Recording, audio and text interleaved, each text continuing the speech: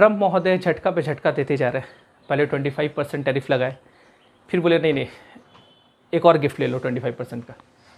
तो हम कह सकते हैं कि दोस्त दोस्त ना रहा, प्यार प्यार ना रहा। ये 50% टैरिफ भारतीय वस्तु पर लगा दिया। अब इसका क्या इम्पैक्ट पड़ेगा, भारत के सामने क्या क्या चुनौती है, इकोनॉमिक क्राइसिस, बहुत सारा चुनौती आ सकता है, भारत से कैसे निपट सकता है, उस पर हम लोग बात करेंगे। लेकिन उससे पहले एक चीज़ मुझे थोड़ा सा है ना एक बात करना है, वो है हमारे जो मेन स्ट्रीम में बैठे मीडिया। यदि इस देश में इस डेमोक्रेसी वीक होगा या इकोनॉमी वीक होगा, अगर इस देश का डिक्लाइन होगा किसी भी सेक्टर में, उसमें अगर सबसे बड़ा अगर किसी का हाथ रहेगा तो वो हमारे मीडिया का हाथ रहेगा। क्योंकि मैं इसलिए बोल रहा हूँ क्योंकि चौथा खंबा है आप हमारे लोकतंत्र के।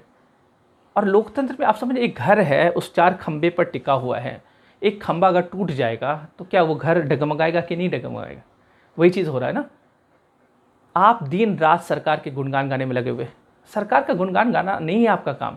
रोल ऑफ मीडिया को समझिए। आपका काम ये है कि आप जनता की आवाज़ है, आप जनता को एक तरह से रिप्रेजेंट कर रहे हैं। आप 140 करोड़ व्यक्ति जो है वो सरकार को 140 करोड़ जो नागरिक है भारत को, सरकार को डायरेक्ट नहीं बोल सकता है, तो आपके थ्रू अपनी आवाज़ को बुलंद करेगा ना।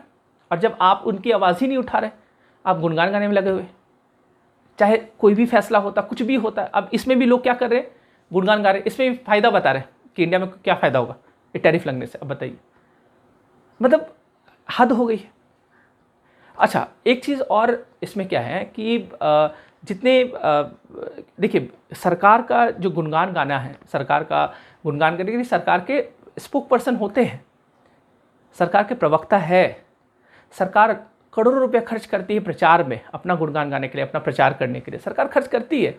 होर्डिंग लगाती है, बड़ा बड़ा न्यूज़पेपर में एडवर्टाइज आता है, टीवी चैनल में एडवर्टाइज आता है ना। तो आप उनका डॉक्यूमेंट्स आता है, तो वहाँ से आप देख सकते हैं। इंडिया ईयर बुक आता है हर साल, उसमें आप देख सकते हैं कि सरकार ने किस किस योजना में कहाँ कहाँ काम किया, क्या काम किया। तो सरकार तो खुद बता ही रहा अपने बारे में।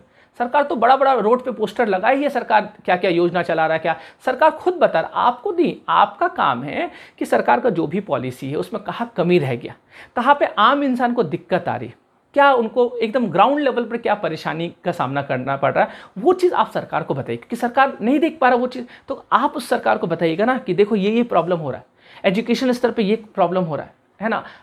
अनएम्प्लॉयमेंट बढ़ते जा रहा है, बेरोजगार लोग सड़क पे घूम रहे हैं, वो लोग क्रिमिनल बनते जा रहे हैं, क्राइम करना शुरू कर दिए। तो आपका काम है इस चीज़ पे आवाज़ उठाना। आप महंगाई पे बात करें, आप इन्फ्लेशन पे बात करें, आप फॉरेन पॉलिसी पे बात करें, आप इकोनॉमी पॉलिसी पे, इस पे बात करें ना। आप तो सिर्फ गुणगान गाने लगे सरकार का। मीडिया वाला कहते हैं कि मोदी जी और ट्रम्प का जब दोस्ती हो तब बिजली गरजता है, जब दोनों मिलते हैं तो बिजली गरजता है। अब हमें लगा कि अच्छा बिजली गरजता है, हम लोग भोले भाले लोग हैं, आम लोग को तो वही लगता है कि अच्छा बिजली चमकने लगता है कि भगवान भी लगता है इन दोनों का दोस्ती, मतलब लगता है सुदामा कृष्ण वाला दोस्ती है क्या। अब ऐसा सा बात बोल रहे हैं। वैसे जैसे साउथ का जो मूवी आता है उसमें जो हीरो रहता है, सामने गुंडा लोग रहता है, वो बस पैर घुमाता है, मिनी साइक्लोन आ जाता है, दिखता है ऐसे ऐसे घूमने लगता है। वैसे दिखा रहा वो लोग, है ना। हमें उससे मतलब नहीं कि मोदी जी को है ना कि गले मिल रहे हैं, कि कोई कुर्सी खींच रहा है, वो सब चीज़ होते रहता है, ये आम बात है, ये कोई नया नहीं है। पहले सोशल मीडिया उतना नहीं था, लोग नहीं जानते थे ये सब चीज़, लेकिन लोग को इसलिए कुछ लोग कहने लगते हैं 2014 के बाद आज़ादी मिला। अब बताइए, उतने जो हमारे फ्रीडम फाइटर थे वो लोग बेकार ही लड़ रहे थे। तो खैर, तो मेरे कहने का मतलब ये है कि आपका काम ये है कि अब यूएस, मान लीजिए मोदी जी और ट्रम्प साहब मिले, मोदी जी यूएस गए या फिर ट्रम्प यहाँ आए, आपका काम है कि दोनों के बीच में क्या एग्रीमेंट हुआ या दोनों के बीच में क्या वार्ता हुआ, है ना। पर्सनल वार्ता नहीं दिखाना है कि मोदी जी चाय के लिए ऑफर कर रहे हैं, वो इसको बिस्किट खिला रहा है, वो इसको है ना कोई फूल दे रहा है किसी को, ये सब क्या फालतू चीज़ दिखा रहे हैं। आप दिखाइए काम का चीज़ ना, कि इससे ये जो एग्रीमेंट हुआ इससे क्या फ़ायदा होगा, इंडस्ट्रियल को क्या फ़ायदा होगा, आम लोगों को क्या फ़ायदा होगा, क्या इससे भारत का जीडीपी बढ़ेगा कि नहीं बढ़ेगा, क्या होगा क्या नहीं होगा, इसके बारे में आप चर्चा करें। आप बेफालतू की चीज़ पे क्या करते रहते, चर्चा करते रहते हैं। आपको तो गुणगान गाना। तो इसलिए मैं हमेशा कहता हूँ, अब देश में इस तरह का स्थिति अगर होगा, डेमोक्रेसी वीक होगा देश का इकोनॉमिक क्राइसिस अगर आएगा, उसमें सबसे बड़ा योगदान आप ही लोग का रहेगा। आप ही लोग, आपको इतिहास कभी भूलेगा नहीं, इतिहास किसी को नहीं बख्शता है, गलती करेंगे तो आपको सज़ा देगा। तो खैर चलिए, मैं अच्छा, और कुछ यूट्यूबर भी ऐसे जो बस यही सब चलाते रहते हैं। तो खैर, आपको इसमें समझना, ये गंभीर टॉपिक है, गंभीर चर्चा होना चाहिए इस पर। आप इसको हर चीज़ को इजी में नहीं ले सकते। अब मीडिया वाला दिखा रहा है कि 25% जब पहले टैरिफ लगाया तो उसमें दिखा रहा मीडिया वाला इंडिया को उससे कोई नुकसान नहीं, यूएसए को नुकसान, यूएसए में महंगाई बढ़ जाएगा, हाहाकार मच जाएगा। अब बताइए, अगर यूएसए में महंगाई बढ़ जाएगा, कुछ भी हो जाएगा, तो वो यूएसए का नागरिक समझेगा ना, और वहाँ का नागरिक सक्षम है, वो सरकार से फिर सवाल करेगा, वो आंदोलन करेगा। वो हमारे जैसा थोड़ी है घर में बैठे रहेगा, वो आंदोलन करेगा सरकार के खिलाफ। वहाँ का मीडिया आपके जैसा थोड़ी है, वहाँ का मीडिया सवाल तुरंत करेगा प्रेसिडेंट से कि तुम ऐसा नीति क्यों अपनाया, जहाँ पे यहाँ इतना महंगाई क्यों हो गया।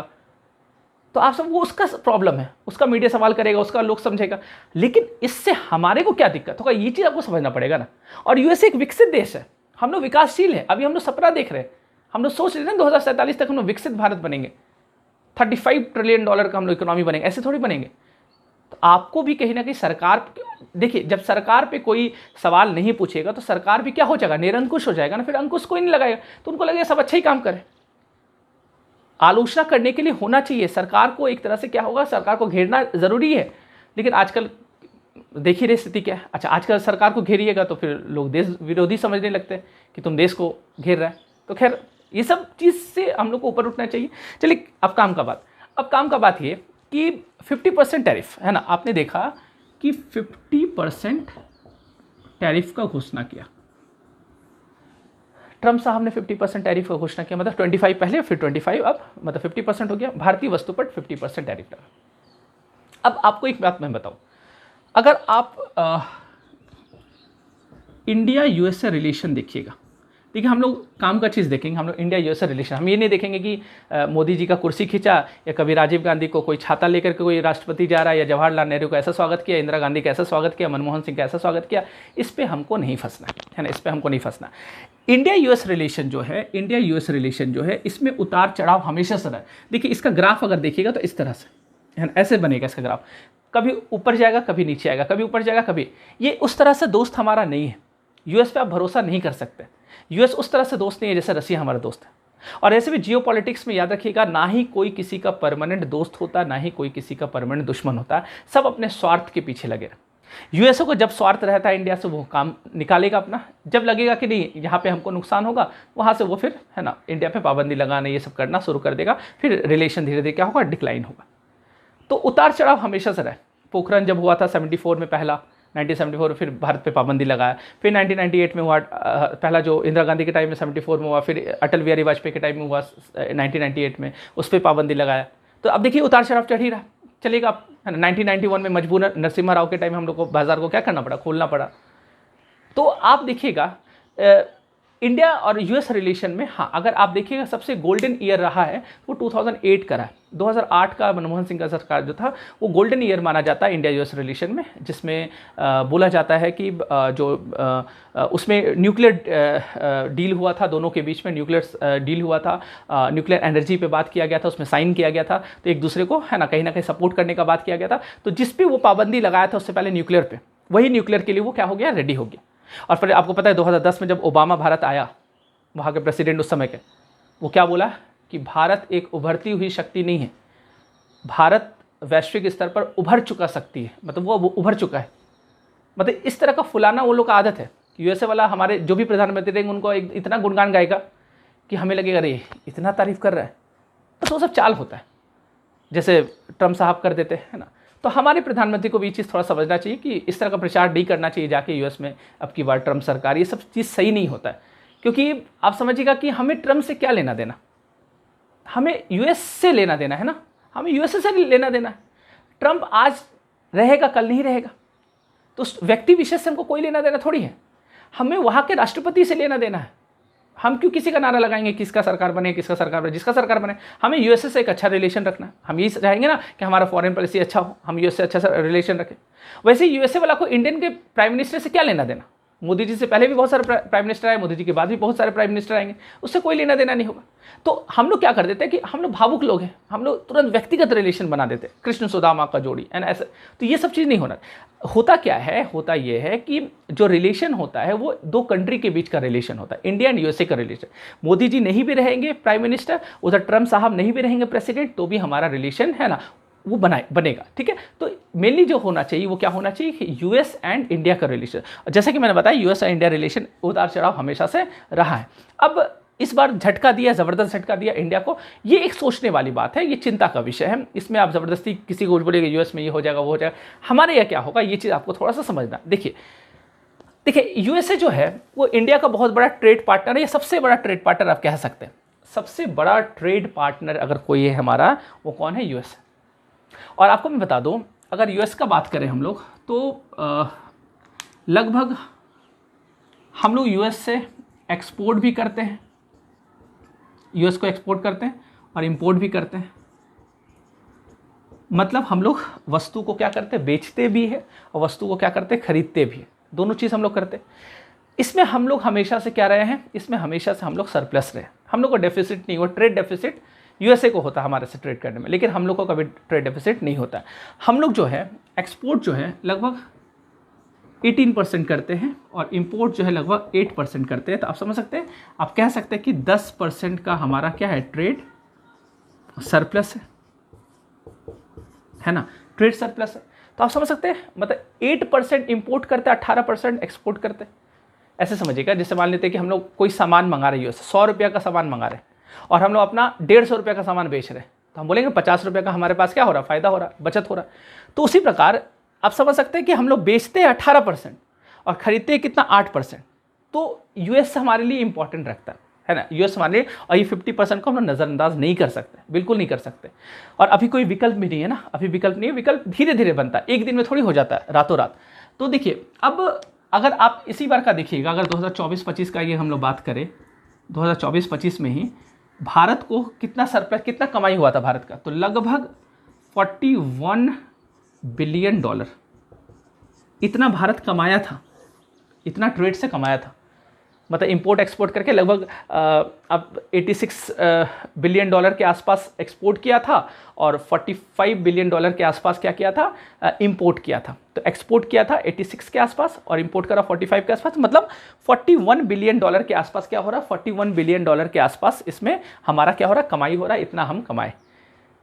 अब अगर ये टैरिफ लगता है तो लागू हो ही जाएगा कुछ दिन में। 25% वाला तो ये वाला 25% ये जो अभी अनाउंस किया, इसके लिए कुछ दिन दिया है।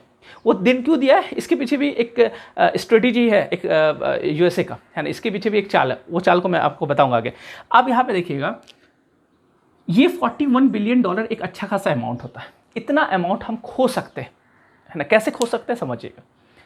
यूएस 50% टैरिफ जब हमारे पर लग जाएगा, इम्पोज हो जाएगा, तो आप एक बात बताइएगा, यूएसए में हमारा वस्तु जो हम एक्सपोर्ट करते हैं, हम यहाँ से जो बेचते हैं, वो महंगा होगा कि सस्ता होगा? महंगा हो जाएगा ना। जैसे एक एग्जांपल लेते हैं, मान लेते हैं कि कोई वस्तु का दाम $100 है, ठीक है।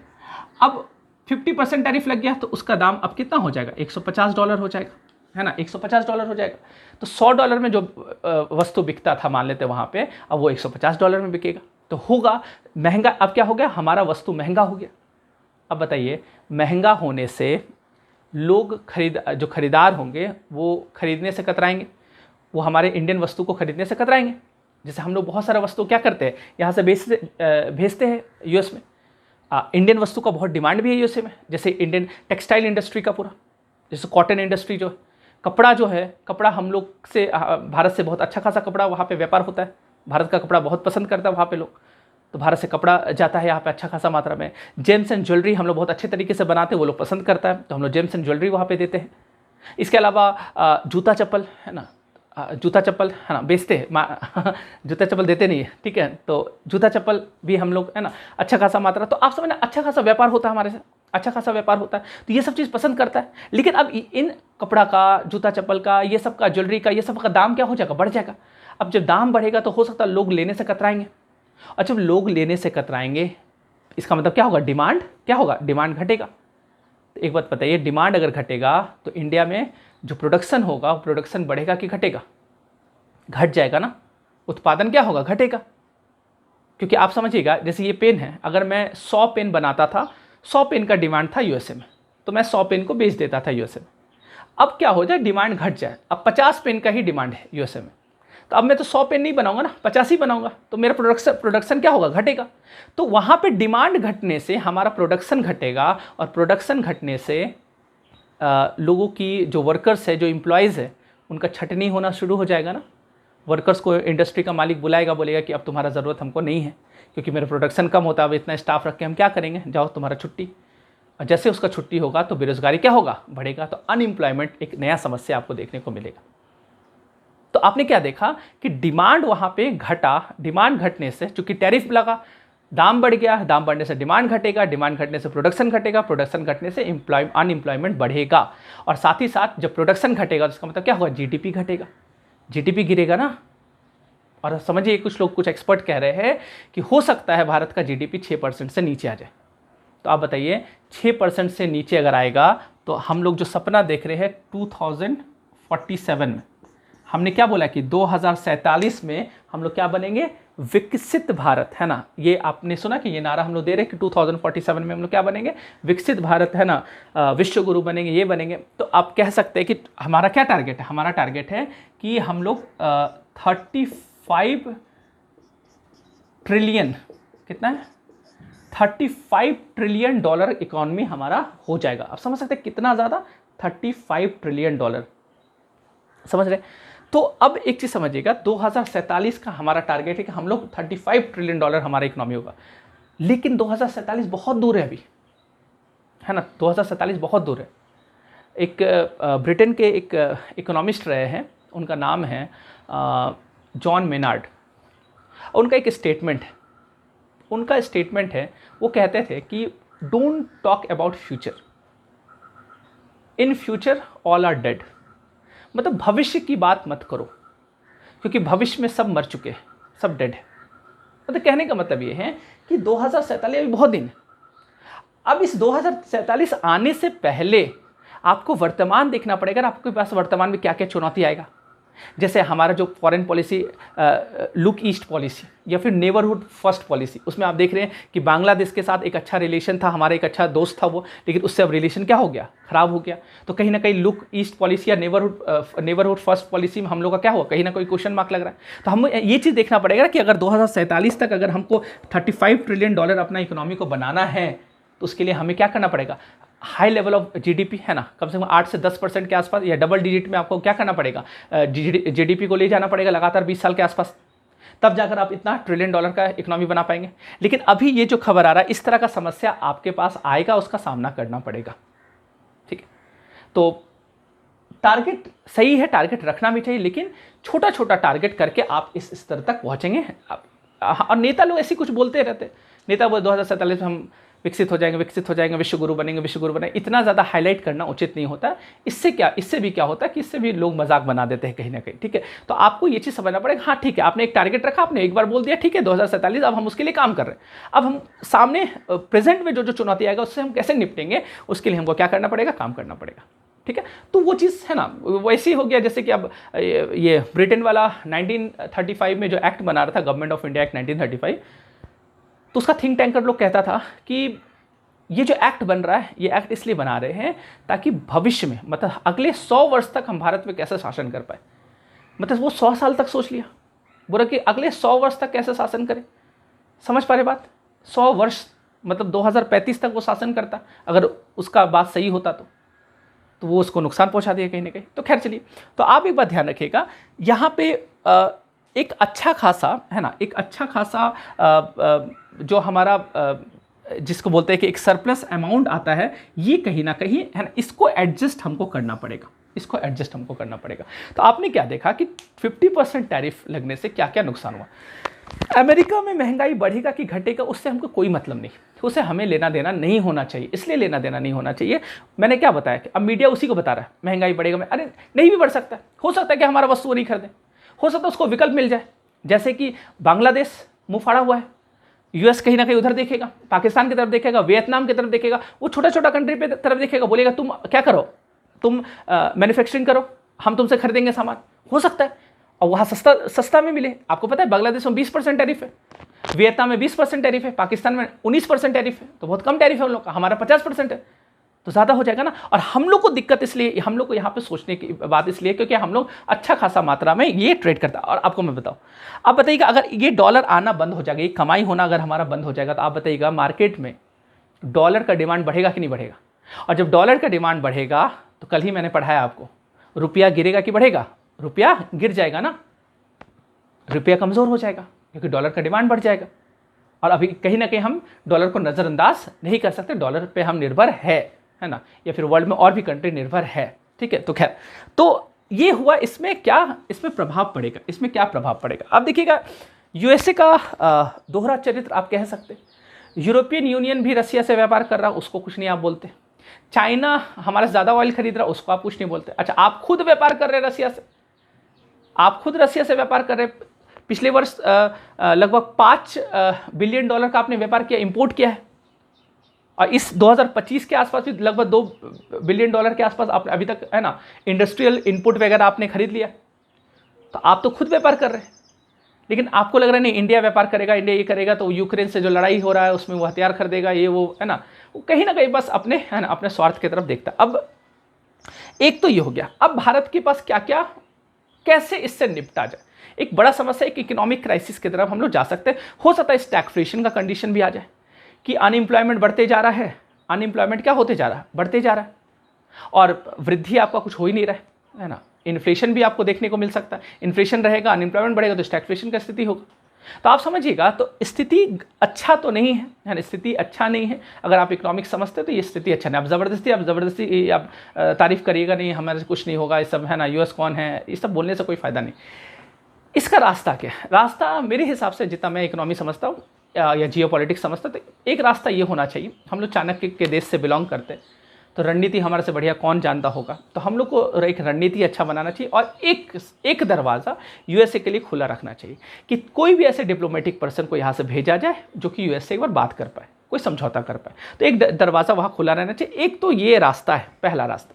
दूसरा रास्ता ये है कि हम लोग को कहीं ना कहीं, हम जो एक्सपोर्ट करते हैं, हमें एक मार्केट की तलाश होनी चाहिए। हम एक मार्केट को ढूंढें।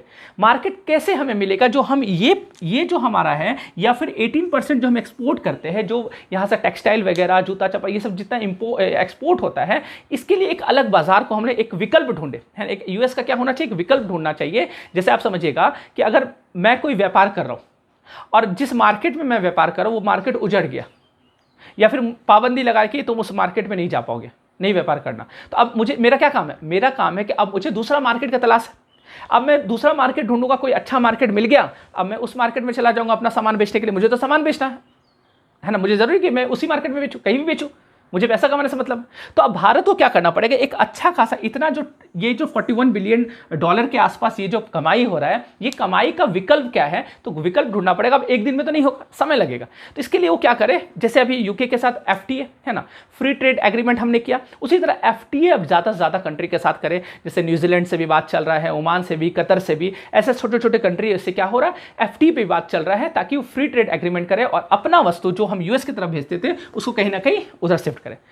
अगर यूएसए मान गया तो ठीक है, अगर मान गया तो भी एक कहीं ना कहीं, जिसके बोलते हैं मन ही मन, है ना, मन ही मन एक रास्ता ढूंढना चाहिए, एक विकल्प ढूंढना चाहिए। तो यहां पे हम लोग को कहीं ना कहीं क्या करना पड़ेगा? ये जो हमारा एक्सपोर्ट का मार्केट है, हमारा एक्सपोर्ट मार्केट क्या करना पड़ेगा? एक यूएस का विकल्प ढूंढना पड़ेगा हम अपना। तो यूरोपियन कंट्री हो सकता है, अफ्रीकन कंट्री हो सकता है, या फिर एशियन कंट्री हो सकता है। आपको जहां लगे वहां पे आप अपना मार्केट को आप क्या कीजिए, उसको FTA करिए ज़्यादा से ज़्यादा, ताकि वो आपकी तरफ आकर्षित हो। तो ये एक दिन नहीं होगा, समय लगेगा। एक तो ये रास्ता। एक रास्ता हो सकता है कि जो ब्रिक्स जैसा संगठन है इसको और मजबूत किया जाए, इसमें मीटिंग कराया जाए, ज़्यादा से ज़्यादा इसमें ये बात किया जाए कि हम लोग कितना जल्दी हो सके जो नॉर्थ कंट्री पर निर्भरता हमारा क्या हो, कम हो। और कहीं ना कहीं जो नेहरू जी जो एक लीड किए थे नैम को, नॉन अलाइन मूवमेंट को, एक तरह एक आप कह सकते हैं कि फिर से कहीं ना कहीं उसे भी पुनर्जीवित करने की ज़रूरत है। फिर से गुटनिरपेक्ष आंदोलन चलाने की ज़रूरत है एक व्यापक स्तर पर, जिसमें भारत क्या करे, उसको लीड करे। और भारत सक्षम है उसको लीड करने में।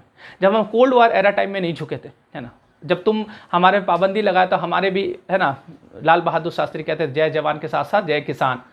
जब हम लोग आत्मनिर्भर नहीं थे कृषि पर, तो जय जवान जय किसान का हम लोग नारा दिया। अच्छा, कृषि एक अमेरिका का ये भी एक दिक्कत है, अमेरिका क्यों हमारे पर टैरिफ लगा रहा है? क्योंकि अमेरिका एक दबाव बना रहा है कि एग्रीकल्चर एंड डेयरी इंडस्ट्री जो है उसको भी तुम ओपन करो।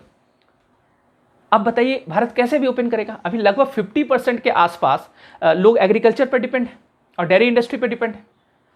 अगर हम उसके लिए बाजार खोल देंगे तो अमेरिका का में जो एग्रीकल्चर से रिलेटेड जो सामान बनेगा, जो भारत में आएगा एग्रीकल्चर इंडस्ट्री में, तो हमारे किसान तो वहाँ पे फेंका जाएंगे ना। फिर हमारे किसान अभी उतने सक्षम नहीं हुए कि हम उनसे कंपटीशन कर पाए, नहीं कर पाएंगे फिर हम लोग कंपटीशन, बहुत दिक्कत हो जाएगा।